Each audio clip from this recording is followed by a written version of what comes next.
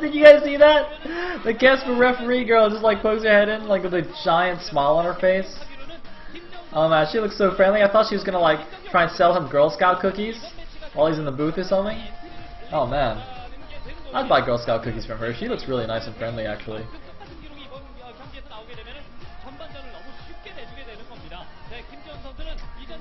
Whew.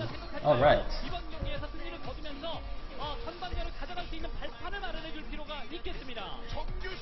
Oh, did Idra go far in WCS? Is that spoiling for anyone? Can somebody tell me how Idra did? Actually, wait. Actually, I looked at the WCS bracket, and actually, there's a lot of players in WCS NA that I really like. I don't know why. Like people said before that for some reason I like North American players. I think that's actually true. Anyway. Idra top 3? Aw yeah. Who's the other two? Scarlet and somebody else. Who's the other one? Actually, I assume it's Scarlet. I don't know. Scarlet and Vibe? Alright, sweet. Oh shit! That's not sweet. Wait a minute. Every stream is broken. They're all broken! Why is this one like an hour behind?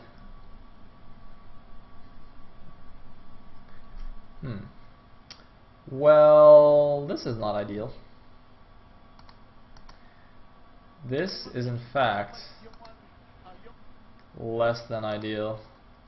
I have exactly 0 functioning streams. Look at this, I'm like 0 for 3. Oh wait, shit, no, VLC works. Nice. Whee! Ladies and gentlemen, back in the game.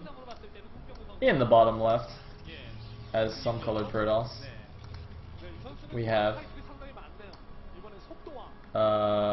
Stork, yes. So Stork is yellow, Jaehoon is brown. Fantastic! Look, we didn't even miss anything, it's PvP. If this was a ZVZ, the game might be over already. But no, it's not.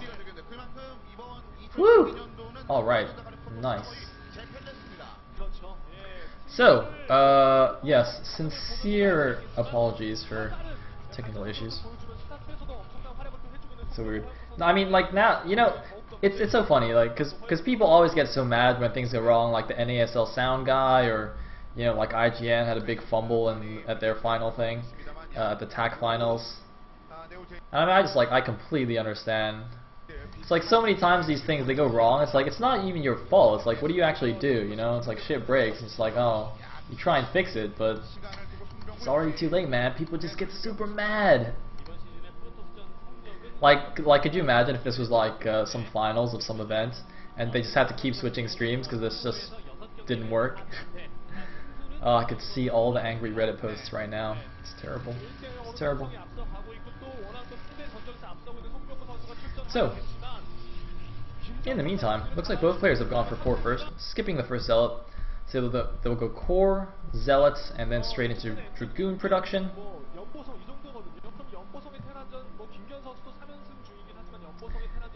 And uh-oh, people are gonna start getting banned. Guys, Team Liquid rules here. Team Liquid rules in the chat. And basically those rules amount to don't be a jerk, please. So, the Probe Scout has gone out for Stork. Unfortunately for him, in the wrong direction, to the top left. And Probe Scout just now coming out for the Hoon, and he might actually go in the right direction here, so that'd be quite nice for him.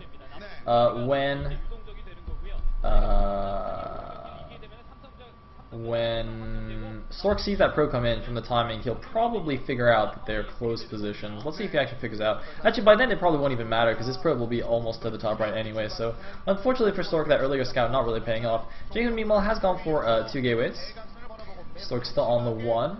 Now this could be a situation like we saw earlier today where he adds on 2 more gateways now, or you could just stick on the second gateway right now, just slightly later than his opponent, of course, because Stork did lose a little bit of mining time having sent out such an early probe. And not really gaining anything from it, and you know a lot of people don't really actually understand how much of a difference that makes. I mean, you can just see there from the second gateway timing. They're essentially doing identical builds, and yet Stork's second gateway is that much slower.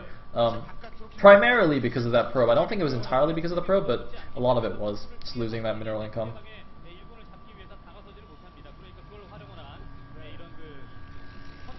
So, that Dragoon, man. Ugh, getting so stuck on those probes. Poor Dragoons. The thing is, I don't even like notice those things anymore. When I see that kind of thing, I'm just like, yeah, that's standard Dragoon. Standard. Standard. Anyway, looks like Goon range on the way, of course, for both players, and just still 2 gateways. Presumably a robo coming up from both of them shortly.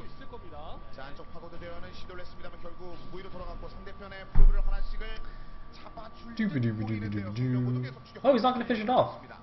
That's very interesting. That, by the way, is good cautious play. If he chased that probe too far away, there was a high possibility that Jaehoon could move his goons into intercept.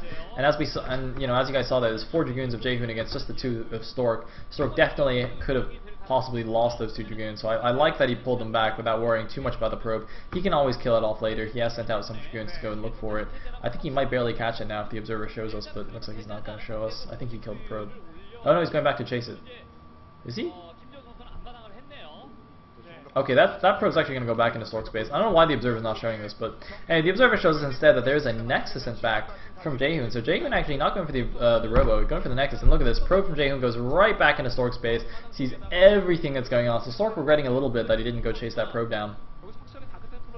But this is going to be actually very interesting. So Stork, I don't think, knows about this fast expansion. If he knew, he would go straight Reaver, but he's probably gone Observer. Yep, he has gone Observer. And that is quite... It's not troublesome, but it would be... If he went for the fast Reaver, if he knew about this, he could actually just kill Jaehoon straight up with a Reaver timing, and Stork, of course, having amazing Reaver control. However, as it stands, I feel like he's going to move out too late and just expand, and he's going to be playing from behind. Yeah, so he's going to expand right here. And even if he does get slightly faster Reavers than Jaehoon, as we saw, added 2 more gateways, so he's going to have a ton of Dragoons. And I think Stork is already at a disadvantage right now, just from how this game has played out. It's also very, very unfortunate for him that that probe scout managed to get into his base as well. I mean, Jaehoon also, here's the thing from Jaehoon.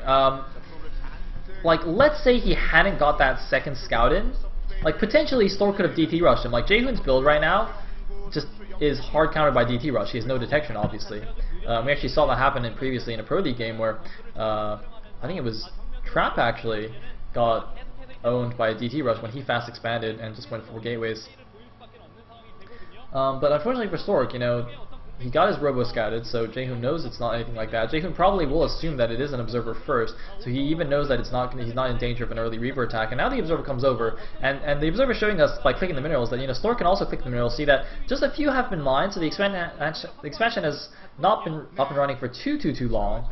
But it's still obviously a lot faster than Stork's. And now Jaehoon actually going for an attack against Stork. I'm not sure how much I like this. He's going to be attacking uphill here, so even if he has a slight unit advantage, I'm not sure if it's quite enough yet. And Stork also has his first Reaver out, so Jaehoon just losing a Dragoon there for free with that poke. I'm really a little bit confused by this. But anyway, it looks like he's going around the south side. He still wants to make it happen. I mean, he is on 4 gateway against 2 gateway production right now, so the idea is not necessarily wrong. But I don't know, I feel like this position might be a little bit difficult for him. He's attacking into a choke point now with the Reaver behind. I mean, if Stork makes a shield battery there, it'll be even more difficult for him, although it looks like he hasn't done so yet.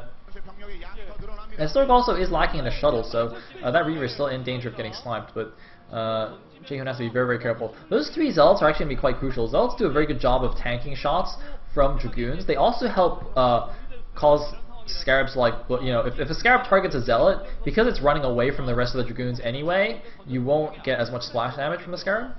But especially if the Protoss is really goes to and like splits his Zealots as well, just to completely nullify the splash damage. That's really cool. But either way, it looks like Jaehoon is going back now. He's like, all right, I don't think this attack's really going to do too much. The Reaver's out, so not gonna throw away my advantage doing something silly. Stork meanwhile just now adding on 2 more gateways. Crucially, that observer for Stork actually sees everything that's going on, so that's quite nice for Stork. He's having perfect scouting right now, at least until Jaehoon's observer gets out. In the meantime, it looks like Stork just poking around. with his dudes. And by poking around, I mean neither player is actually really doing anything right now. Stork has his Reaver already. I'm slightly surprised that he's not going for some Reaver harassment here. I actually really don't understand why he's not going for it. The first shuttle is now out for Jaehoon. He's going to get some Reavers of his own. Of course, the standard mid-game composition for PvP is just mainly Mass Dragoons plus some Reaver support. Only once you go towards the late game that you start transitioning into the Speedlots and the Archons and Templars and whatnot, which are more efficient in the late game, but it's just in the mid game because of those Reavers. Having low numbers of Zelds, it just really doesn't do much for you.